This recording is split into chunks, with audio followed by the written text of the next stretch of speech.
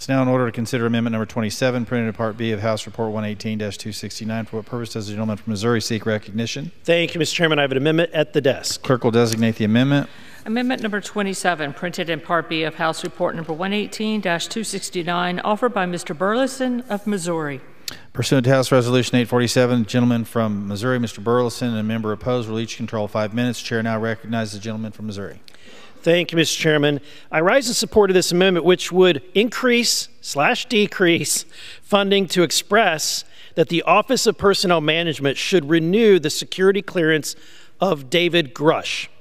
See, Mr. Grusch formerly served as the Reconnaissance Office representative to the UAP Task Force from 2019 to 2021.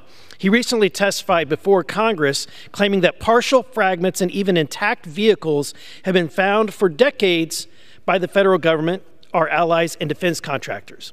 According to Mr. Grusch, objects and vehicles retrieved are of, quote, exotic origin based on the vehicle's morphologies and material science testing and the possession of unique atomic arrangements and radiological signatures.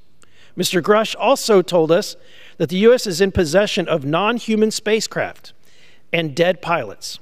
And finally, Mr. Grusch told us that he has spoken with the intelligence officials whom the U.S. military had briefed on, quote, football field-sized aircrafts, that the U.S. government transferred some crashed UAPs to a defense contractor, and that the intelligence officials were also briefed on malevolent activity from extraterrestrial beings. Now, of course, all of this is very interesting to me and a number of my colleagues on the Oversight Committee. And my first question, when I had an opportunity for Mr. Grusch, was to say that those are pretty incredible claims. But I'm from the show me state. You're going to have to show me. And I requested specifics, information, which could not be conveyed in that hearing, not in a secure setting. And unfortunately, he's unable to provide us with any supporting evidence to back up his claims because his security clearance has lapsed. Now, my understanding is that Mr. Grusch did go through the proper channels here by turning over classified information to the IC Inspector General. And he ultimately filed a complaint to the IC Inspector General alleging that the information that he presented to the IC has been illegally withheld from Congress. So I'd like to know more about these claims, and so would a number of my colleagues on both sides of the aisles. Now I'm certainly pleased that the Oversight Committee is working hard to bring the relevant Inspector General so we can cut through all of the roadblocks that have been presented since Mr. Grusch stepped forward.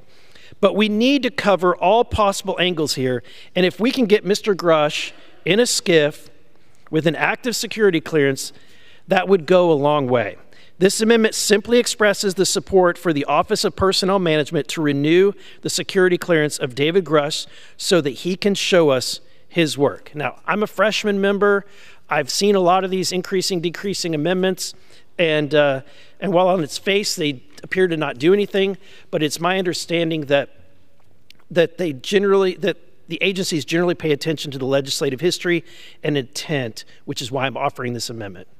And I reserve my time. Gentleman reserves. Gentleman seek time in opposition. Gentleman does not seek time in opposition. Gentleman from Missouri is recognized. Thank you, Mr. Chairman. I yield. Gentleman yields. Questions on the amendment offered by the gentleman from Missouri. Those in favor say aye. Those opposed, no. In the opinion of the chair, the ayes have it. The amendment is agreed to.